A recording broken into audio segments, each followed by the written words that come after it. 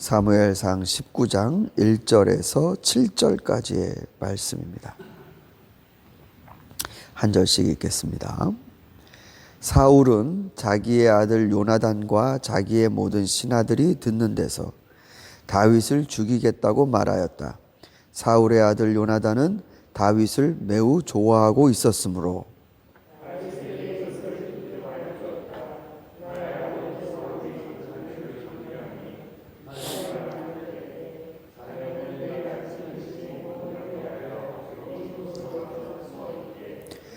자네가 숨어있는 들로 아버지를 모시고 가서 내가 아버지 곁에 붙어 다니다가 기회를 보아 자네의 일을 아버지께 여쭈어 보고 거기에서 있던 일을 내가 곧 자네에게 알려주겠네.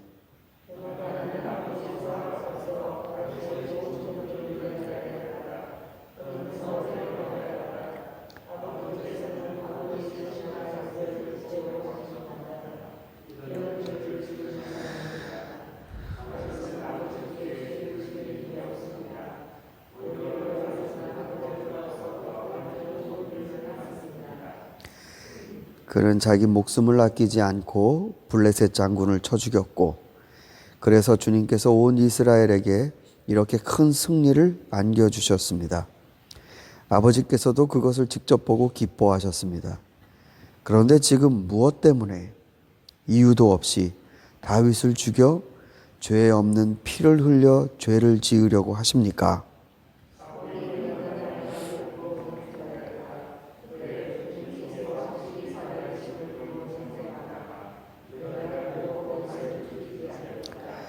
요나단이 다윗을 불러다가 이 모든 일을 알려주고 다윗을 사울에게 데리고 가서 전처럼 왕을 모시게 하겠다. 아멘.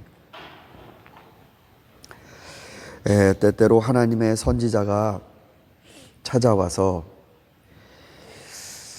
잘못을 알려주고 하나님 앞에 돌이키지 않으면 하나님의 분노가 있을 것입니다. 이렇게 얘기해 주는 경우가 성경에서 종종 있습니다.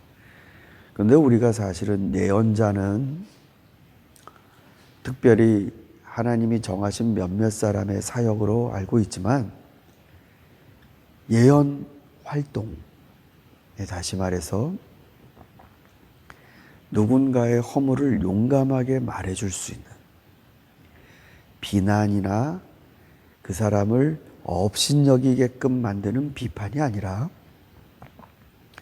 정말로 사랑하기 때문에 그 사람의 허물을 얘기해주고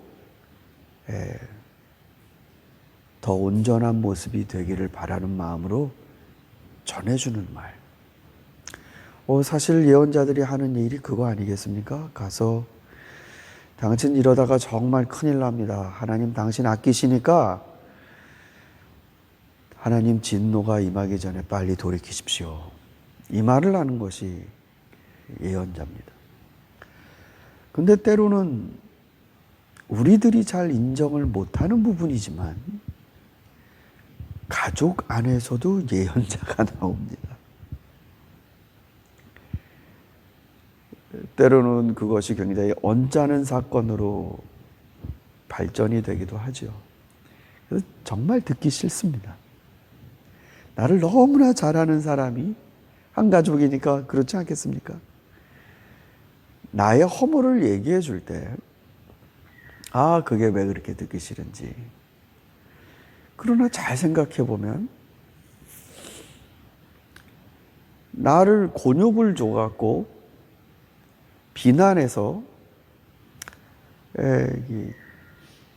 나보다 못한 인간이다라는 걸 얘기하려는 게 아니라 정말 제발 이렇게 하면 좋겠다라는 얘기들, 그런 건 나를 위한 일이 아니겠습니까? 오늘 사울을 찾아온 예언자는 다름 아닌 아들 요나단입니다. 사실은 스토리 전개상 사울 왕과 다윗이 대비가 됩니다. 그러니까 하나님이 누구를 선택하시고 누구를 하나님이 떠나시는가. 사울의 대안으로 다윗이 등장합니다. 그러나 잘 보면요, 이 다윗이라는 인물에 대해서 어떻게 평가하는가를 볼 때는 사울과 요나단이 대비됩니다. 그런 생각이 들어요. 야, 차라리 요나단이 왕이었으면 정말 이스라엘은 더 행복했을 수도 있겠다.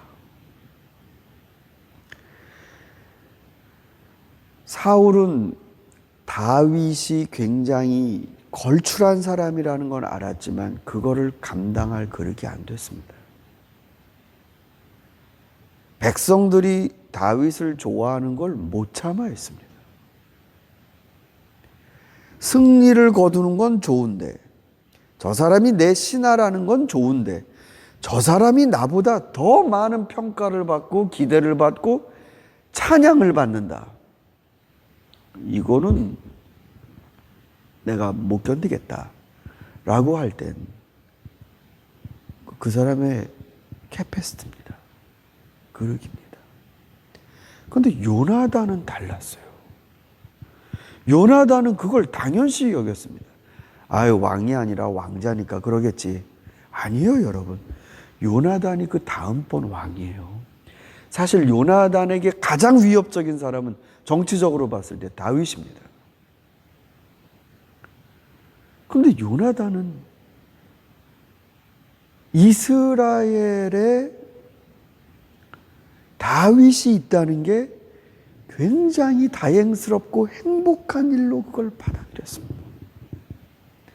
자신이 왕이 되냐 안 되냐의 문제가 아니라, 여러분, 바로 이게 중심이라는 겁니다. 사건을 어떻게 보는가. 자, 오늘 이 요나단이 사울 왕에게 하는 말 가운데 우리가 놓쳐서는 안 되는 게 있습니다. 자, 5절 말씀을 보십시오. 요나단이 다윗이 한 일을 설명하는 대목인데요. 그는 자기 목숨을 아끼지 않고 블레셋 장군을 쳐 죽였고, 여기서부터가 중요합니다. 주님께서 온 이스라엘에게 이렇게 큰 승리를 안겨주셨습니다. 아버지도 그걸 보고 기뻐하셨습니다. 이거 뭐 아무런 의미 있는 말이 아닌 것 같지만 이게 중심이에요. 주님이 온 이스라엘에게 이렇게 큰 승리를 안겨주셨습니다. 아버지의 일도 아니고 내 일도 아니고 주님이 이스라엘에게, 요나단의 말 가운데는 왕이 껴들어갈 자리를 안 만들었어요. 이 문장에서요. 주님이 이스라엘에게 하신 일이다. 이 시가 아버지랑 저를 살려주시고 이스라엘을 살려주시려고 주님이 하신 일입니다.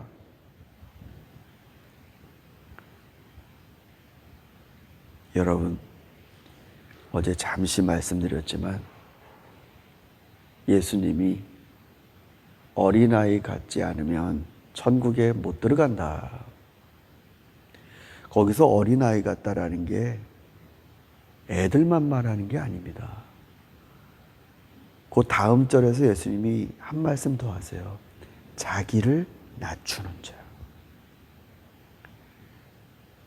한두 번은 마음 먹고 그런데요, 사람이 살면서 상황이라는 거에서 계속 자기를 낮춘다라는 건 중심의 문제예요. 자꾸 이게 안 된다니까요. 그래서 요 자기를 낮춘다라는 요 단어의 뜻을 풀이한 걸 보면 요런 게 있어요. 바닥에서 붕 뜨지 않는 거. 내가 정말로 어렵고 비참할 땐 잘 안 떠요. 그런데 내가 남들이 너무 어려워하는 걸 내가 해내거나 칭찬받거나 이럴 때는 사람이 달라져요. 그게 정확하게 지금 사울에게서 벌어지고 있는 일입니다. 사울 처음에는 겸손했다고요. 근데 이스라엘 백성에 대한 눈빛이 바뀌었어요. 하나님의 백성인데 언제서부턴가 내 백성. 그러면서 그 백성이 전달해주는 사랑에 굉장히 민감해졌습니다. 사람의 반응에 대해 굉장히 민감해졌습니다.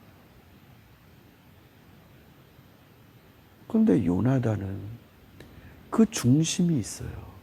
아버지 백성 아니고 제 백성 아니고 주님께서 이스라엘의 진정한 왕이시고 이 이스라엘 불쌍히 여기셔서 다윗을 보내셔서 우리를 살려주셔서 아니 아버지도 그때 기뻐하지 않으셨습니까?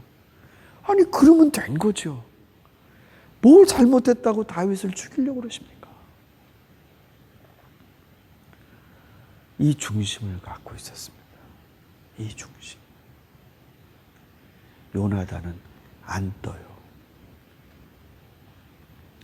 사랑하는 성도 여러분,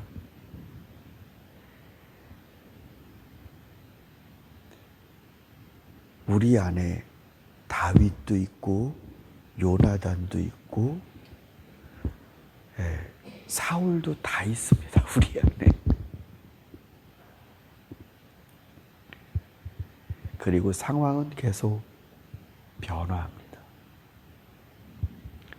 높였다가 낮아졌다가 웃었다가 울었다가 기운이 났다가 기운이 빠지다가 그러면 우리의 중심은 계속 마치 테스트 받는 것처럼 흔들리게 됩니다. 그런 와중에도 내가 마땅히 봐야 될 내 견지, 하나님이 나에게 주신 자리에서 그 계산하는 마음이 이탈되지 않는 것, 그 중심. 결국 그 사람이 리더예요. 경험과 권위의 문제가 아니라 중심의 문제가 그 사람의 리더의 무게입니다. 집안에 이런 무게를 가진 자가 있다면 그 집은 방향을 잃지 않습니다. 어느 공동체에 하나님 앞에 마땅히 품어야 될 마음을 갖는 사람, 그 사람이 있다면 그 공동체는 이탈되지 않습니다. 저와 여러분, 오늘 이 3명의 리더들을 지금 만나는데 오늘은 요나단이 우리 마음에 더 큰 자리를 가졌으면 좋겠습니다. 나를 위해 주시는 축복인데 그걸 내 이기적인 욕망으로 품지 못하는 사울이 아니라 감사히 볼 줄 아는 요나단. 바로 그 마음이 저와 여러분의 삶이 될 수 있기를 소망합니다. 우리 같이 함께 기도하겠습니다.